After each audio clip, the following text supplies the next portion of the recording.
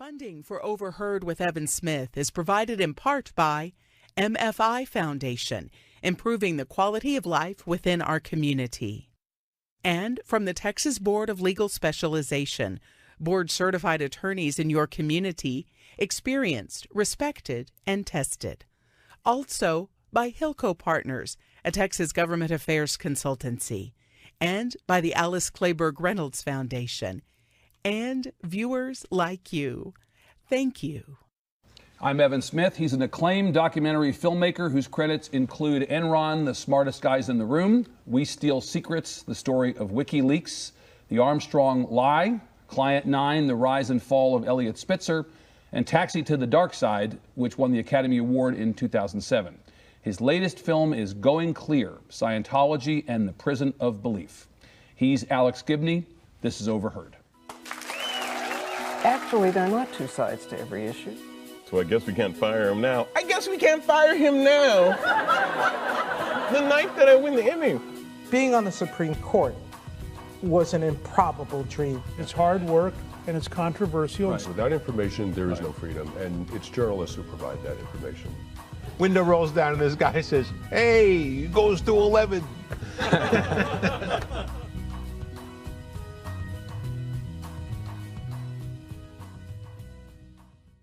Alex Gibney, welcome. Glad to be here. Nice Evan. to see you, and congratulations. Thank you so much. This film is so great. Do you feel as good about it as I mean, you've seen it 1,000 times. I feel great about it, and it's been very moving to me because I've been going around this week around the country having screenings various places. We're in Missouri, L.A., here in Austin. And a lot of people come up to me afterwards and are very moved, either ex-Scientologists, sometimes people who have been involved in belief systems feel very, you know, it's meaningful to them. But in fact, I think even if you're not in Scientology or haven't been or have not been involved in a belief system, as you say, to watch this, you just sort of sit back, can't believe it. It really just washes over you, the experience that you've depicted. You worked with Larry Wright previously. I did. You know, Larry and I met because I saw his one-man play, My Trip to Al-Qaeda, which was based on the Looming Tower. His writing of the, you know, his experiences writing the Looming Tower, which he won the Pulitzer Prize for, and I did a film about that, which was also on HBO. And we got along very well, and we traveled, you know, into the Middle East for that, and we were always looking for something else to do together. And I knew about, you know, his Scientology thing. He was actually talking to Paul Haggis just as we were doing My Trip to Al-Qaeda. He did the New Yorker piece, and then he sent me the galleys for Going Clear, and I was hooked. So, in fact, he thought and you thought, let's do something again together. Oh, yeah, absolutely. And so would the book have spoken to you as a documentary filmmaker? Would you have come to this, you think, naturally, had Larry not I think so, but I think Larry's urging helped me get there. And also, it was good timing because I had just done a film called Mea Maxima Culpa about the Catholic Church. And, you know, the cover-up of Speaking of belief systems. Yeah, exactly. So, and a lot of the issues and themes I was dealing with this kind of felt like a logical extension. So it was good timing too. So how do you approach it when you go into a film like this, knowing this is going to be an uphill battle to acquire materials, to get access to people, and all that kind of stuff? Well, you know, I approach this a little bit differently, and in the sense that I didn't set out to make a film about the Church of Scientology. I was interested in this idea of the prison of belief. And I was very interested in individuals who'd gone through a journey like Paul Haggis had gone through. They got in deep, they did things they came to deeply regret, and then they found a way to get out. And I was interested in following that journey. So I focused on some of these people who had left the church. And I did that very quietly. I didn't announce the project, you know, because I didn't want a lot of harassment for the church. Even as I was doing it, I was talking to people who were still members of the church, but I was doing it very quietly. And there was a certain amount of spycraft that we had to engage into to stay under the radar. But that was the goal. And then when I felt I had gotten my key witnesses, then I went out to the church and to various key people and said, I want to talk to you. Please, you know, talk to me about these issues that have been raised. So you're making a film about the church and this notion of the prison of belief, which is so fundamental to understanding thematically the movie. do you make a movie like this without the book as the basis? Could you have come to this film without the book? Was the book the enabler, in essence? Well, the book was the enabler. I mean, first of all, Larry was like, if you're going to go through the line, you want a big blocking back like Larry leading the way. He's pretty good. Yeah, right. And so the book was magnificent, and it was also due to an extraordinary amount of research, as Larry always does, and great fact checking, and a tremendous, so I was standing on pretty sturdy shoulders. Right. Yeah. And the article in the New Yorker and then the book had been vetted and vetted and vetted. Correct. And fact checked and lawyered and. That's right. And so any of the difficulty at knowing whether we're going to have a problem reporting this or using this person and finding all these people, Larry presumably helped you get connected to. He did. He did. There are a few people who. There's one person in the film who wasn't in the book, but by and large, Larry was an enormous help to me. Asset to you. Yeah. And Paul Haggis, the director, the acclaimed director, whose departure from the church, public departure, semi-public, right? Departure from the church. Kind of was the lead of Larry's initial story in the New Yorker and became a fundamental called part. him his donkey. Right. And then became a fundamental part of the book and became a fundamental part. The movie begins with Paul Haggis and comes close to ending with Paul Haggis. Right. Really, he was a huge aspect of this even happening to begin with, right? Well, I think no Paul Haggis, maybe none of this is... I think for Larry, he was the way in, and therefore it helped me in, too. Because he was, I think there's a tendency to demonize Scientology. You think, oh, those crazy people, they don't have anything to do with me. So long as I stay away from those buildings, I'll be okay. When Paul Haggis, I don't think most people were aware that Paul Haggis was a Scientologist. And then when he said, I've left the church, people were like, whoa, he was a Scientologist? But I think, people regarded him with a tremendous amount of respect. He was a very smart guy, hugely accomplished screenwriter and filmmaker. Right. And so people were like, well, how did he get in? You naturally want to know, what was it about Scientology that drew him in? And in fact, that's what fascinated Larry and me also, was not so much let's go after Scientology, is the idea of what interested really smart, discerning people about Scientology in the first place. Right, and of course, Paul Haggis is not just any smart, discerning person. He is a celebrity. He's a celebrity. And look, I think... and that's another, one of the things that L. Ron Hubbard, the founder of Scientology, recognized is that the real bedrock religion of America is celebrity. So that one of the reasons he, he headquartered Scientology in L.A. was to have access to that celebrity. But I think the fact of Paul Haggis, and then of course more famously, we'll come to them in a moment, the fact of Tom Cruise and John Travolta being Scientologists, has a kind of consumer-facing aspect to this story that draws probably more people in who might not otherwise be interested in this story. No doubt. Right, and help with the book, and frankly helps with the film, because when you see the film, if you've not seen the film, John Travolta and Tom Cruise are not the whole story, but there's a significant component where each is featured in there, and their relationship to the church is discussed. And it does really widen the aperture for a lot of people. There's no doubt. I mean, and actually, if you ask somebody, if you ask anybody on the street, we could ask the members of the audience here. I mean, what do you know about Scientology? Oh, isn't that Tom Cruise religion? They're gonna know that, right? Yeah. Let me ask you about religion generally before we come back to some of the specifics of this. So, I'm not a terribly religious person. I try not to talk about religion. Religion is one of these things where it's a tough dinner table conversation with some people. It's a tough conversation. I hate your beliefs. Right. Is there not a part of this where, look, these people believe what they believe? Who cares if from the outside it seems crazy? Right. Who cares if we're talking about the galactic overlord Xenu? Who cares if Ron Hubbard seems like a questionable figure in terms of his biography and things that he's asserted or the case? Aren't these people just entitled to do what they want and be left alone? Why is this religion in that respect worthy of scrutiny any more than, I know you know an answer to this, but I want to ask it, than any other church? Because the fact is they're saying there's bias against their belief system inherent in Larry's book, inherent in your film. Why are they not right? I don't have any problem with people believing what they want to believe. It's a stalking horse, is what they use. They try to portray anything that's critical of the church as being bigotry. But I don't have a problem with people believing whatever they want to believe. My issue is with the abuses committed in the name of that religion. And that's one of the things I made clear when I made my film on the Catholic Church. My issue is not with the faithful or the doctrine. Right. My issue You're not anti-Catholic per se. No, my issue was the abuses that were permitted in the name of that religion. It's like we do so much good. So what if, a few priests rape children? If there's an underside, the good outweighs the bad. Right. Right. That's the theory. And there's a police have a term for this. It's called noble cause corruption. It's the phrase they use for cops who can't, they know they're going after a bad guy, but they can't get him in the act of committing a crime, so they plant a joint on his pocket.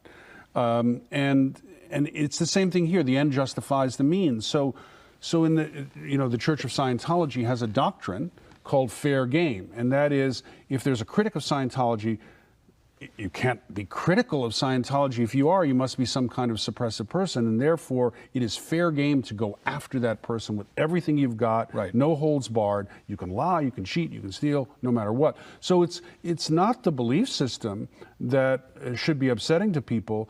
It's the abuses committed. It's the execution of the we're going to deal with people in this particular way. There are physical abuses alleged. Yeah, it's the abuses inside the church, human rights abuses. Physical abuses, human rights children. abuses toward children. And then, of course, there's the question of whether people are paying money that is ultimately going to enrich individuals in the church as opposed to money being given to the church that then is being used to do good works, right? That's at the center of the IRS. Right. Question. Of course, there are a lot of churches that do that. Look at Jimmy Swaggart. Right.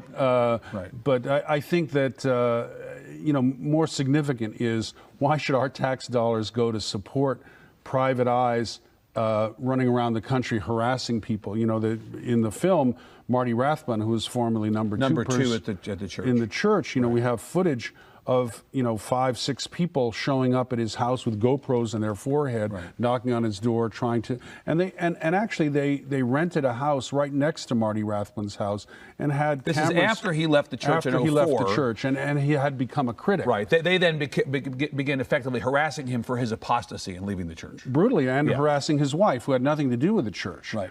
Sending pornographic materials to her place of work, shadowing her when he was out of town. But this is all outside the walls of the church, which is one form of abuse. But what it's alleged in excruciating and difficult to watch detail, quite honestly, inside the film is abuse inside the church, inside the walls of the church. Essentially, they've created a prison camp, it's alleged by former members, where people who are not towing the line completely are sent, and the living conditions and everything. I mean, it's just atrocious to consider that this is how. Forget the fact that they're a nonprofit. Any organization, tax exempt or not, would be treating people this way and getting away with it without consequence. Right. Now, they insist that this didn't happen. Of course they do. But there are a lot of witnesses who say it did happen, and I'm convinced they're right. So, but the issue here, and what is interesting about it is, and this is where we get back to the prison of belief. Yeah. I asked the question of a lot of these people in the film. I said, if the FBI were to show up at the door of the hole, which is where, David Miscavige, the head of the church, effectively imprisoned all the top-ranking people. If the FBI were to show up and say, we're here to let you out. God, it's been awful for you to be in this prison. Would any of you have left? And all of them said to me, no. No, they would say, oh, well, everything's great. No, we're here for our own good. By choice. By choice. And we're here, by choice. Even though they were living the most appalling conditions. There was a guy who was forced to clean the floor with his tongue. Another person who was covered with cold water and put under an air conditioner. Sleep deprivation, forced to humiliate themselves in front of the group. It was a kind of destabilizing. In a way, it was Mao's Cultural Revolution writ small. He tried to sow chaos among the Communist Party in order to take control. And Miscavige was trying to take control of the organization. Now, David Miscavige became the chairman of the board, they call him. That's his title. Right. He was the chairman of the board of the church. He succeeded L. Ron Hubbard. Really, the church has had only 2 people in charge for all these years. Who, from your perspective, has been a greater influence over the church and the issues that you have with the church over the years? Was it Hubbard or was it Miscavige? Did Hubbard essentially plant the seed that is now, fully flowered, or did Miscavige really take an organization that was kind of a little odd and weird to contemplate from the outside in a more problematic direction?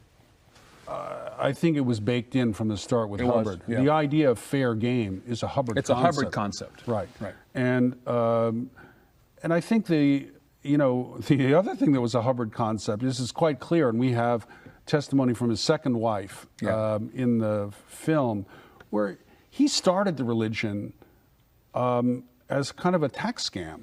Yeah. It was like, if you're a religion, no one's going to tax you. Wouldn't that be great? I don't have to give any of my money to the government. Right. Now, I think by the end, he had become a true believer. That's evident. But at the beginning, it was done very much as a kind of a tax scam. And the institution today is also still very much of a money machine.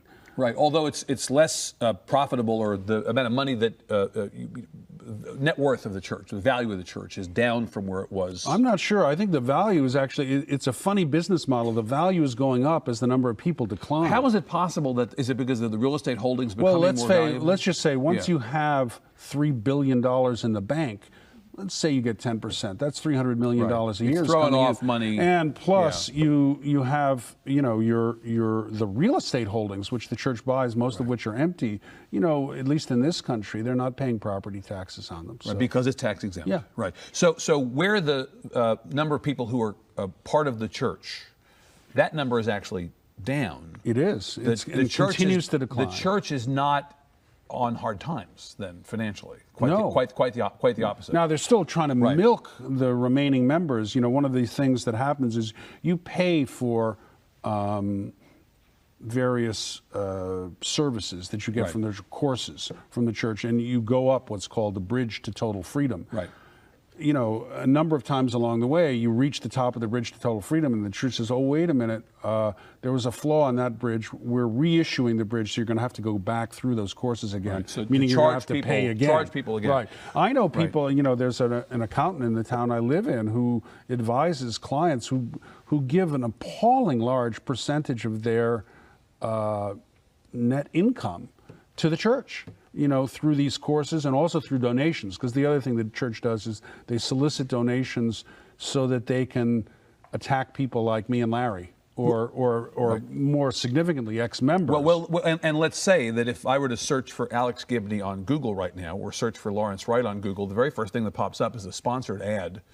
Paid for by the church. Correct. Attacking you all. Basically a website that's been created. That sends you to a website on which there are a number of documentaries, one of which is an attack documentary on me, one on Larry, and there's one for every one of the people I interviewed in the film. Right.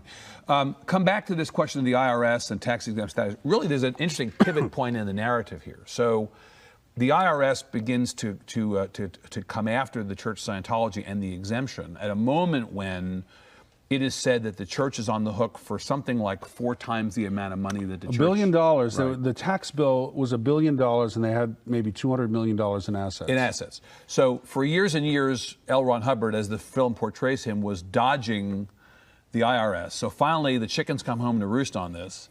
And if the IRS decides to take away the tax exemption and hold the church to what it owes, the church basically is done, right? Right. Somehow the church is able to negotiate an end to this, what they call a war, with the IRS, and they keep their tax-exempt status, and essentially they get their tax-exempt status. They get it, and then everything's basically fine. Right.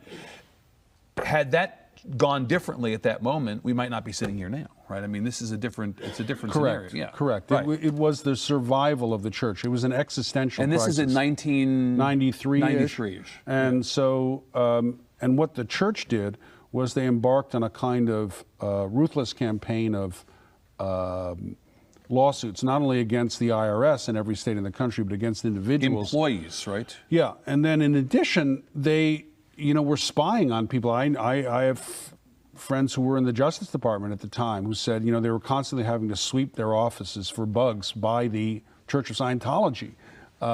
They were spying on individuals. They were digging up dirt on them and threatening to expose them. A huge amount of harassment all over the country. It's hard to imagine going after the IRS. Most of us don't think that's a really good idea. Well, interestingly, have you met anybody in Congress today?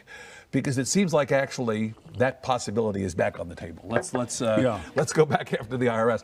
But again, come back to this. So they not only pivot away from this trouble with the IRS, but the fundraising strategy, as the film explains, it also changes from one where you're paying for courses to just let's just have donations just to help us fight lawsuits, to do this and that. Really, the fundraising efforts of the church oddly ramp up at that point, right? Where they go to people just give us unrestricted gifts that are not because you're getting anything for it, right? But just because you support the church. That's right. They turn this thing into a strength. Well, yeah, because it's like, look at the people who attack us, and I think that's been a key, in the attacks on me and Larry and some of the people who talk in the film. That is a key mechanism for the church in terms of turning the people who are inside into a strong group. Right. It's a kind of group dynamic. It's like there are enemies out there, and we must protect ourselves against the enemies. Right. And that way, you don't pay that much attention to the abuse inside either. Right. It's a pretty good strategy. We have a few more minutes. Tell me about your thinking on making documentaries generally. Your process. How long does it take you to do a film like this? This film took me over 2 years. Right. I often work on more than one film at a time, in part because sometimes a film gets stalled. Your investigation stops, and I had been in the position in the past where, you have to, your money runs out, so you have to stop and you have to finish no matter where you are. Now I've found that by doing more than one project, it allows you the freedom to stop sometimes and then dig deeper when you need to. Pivot the over film to on else. Lance Armstrong I did took 5 years. Right. Well, of course, the story changed. The story did change big time. It went in as a documentary that happens. That does happen. So it went in as more of a positive or a neutral. Neutral to positive. I was following Lance Armstrong during his comeback year. Right. And then there's this small problem of the story becoming more dark. It did shift. It shifted. Yeah. And in fact, did you have a name for that film originally? I think it was called The Road Back originally, and then it became The Armstrong Lie. The Armstrong Lie. Yeah. Right. Amazing. Why did you choose? You went to UCLA Film School. You went to Yale and then to UCLA Film School. Right. Why documentary as opposed to more kind of conventional Hollywood feature film? I didn't start that way. I started actually as a fiction film editor. I started out cutting trailers for films like Invasion of the Bee Girls and and then I became a fiction film editor. But the trouble with being a fiction film editor is that if unlike documentaries where films are made in the cutting room and you can shift at the last minute, if the director hasn't done their job on set and the script isn't good, you can't fix it. There's only so much you can do in the cutting room, and I was not getting good pictures. I was frustrated, so I dropped out of that stream and hung out a shingle. And those are some brutal years, waiting to get a documentary on board. But I finally geared up, and I'd done a number of TV documentaries, and then finally I got a big break when I went from LA back east, and I got a job producing this series of films that was executive produced by Martin Scorsese called The Blues. Right. And feature film directors like Marty, Clint Eastwood, Mike Figgis, Wim Wenders, Antoine Fuqua, all doing their take on the blues. And it was really interesting to me to see auteur-driven directors handling nonfiction material in very personal ways. Right. And that was like the aha moment for me. It's like you can go after, a documentary doesn't have to be some sort of dry PowerPoint presentation. It's a movie. It's a story, but it engages in real life nonfiction, and that to me was very exciting. Made the difference for you. Yeah, in terms of how you wanted it turned everything around. You have another film that's soon to come out about Steve Jobs. Steve Jobs, the Man in the Machine, and that will be a visible. It's doing festival stuff now, but it will be visible to the world when. Well, we're just in the process now of finalizing a deal with a distributor, which we hope to announce soon. Yeah. Theatrical or TV? Theatrical. Good. So we expect it'll be released in the fall. In the fall.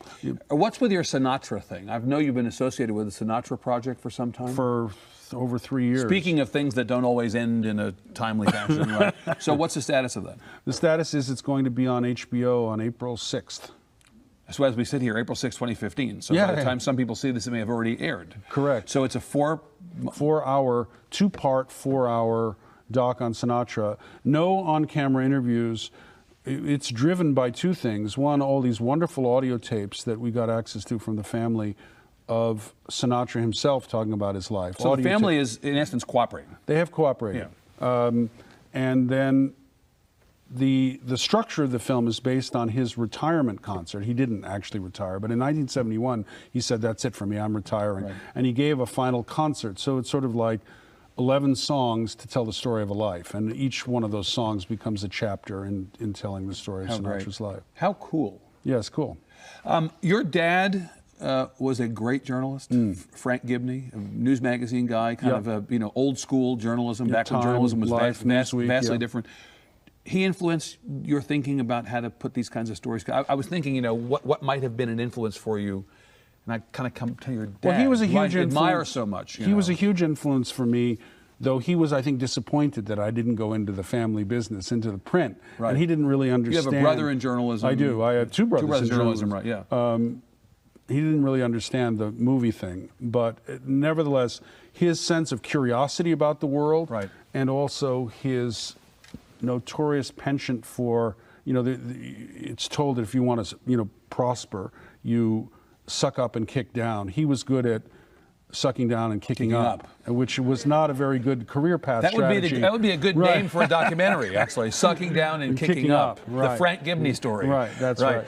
You know what? If he were here with us and he saw what you did with Scientology, he would say, that's journalism. Yeah. And he'd be really proud. I think it's a great film. And Good. congratulations Thank you very on much. that, Alex. Delighted. Great Thank to you, see you, Evan. Alex All Gibney. right. Thank you very much. We'd love to have you join us in the studio. Visit our website at klru.org/overheard to find invitations to interviews, Q&As with our audience and guests, and an archive of past episodes. I think the people I'm really concerned for are the people who are in the film, because they've received much more abuse than I have, and I know a number of them are being followed daily by private eyes. They're receiving threats against their physical persons. They're being told that their houses are going to be taken away, so forth and so on. They're being harassed on a rather extreme level.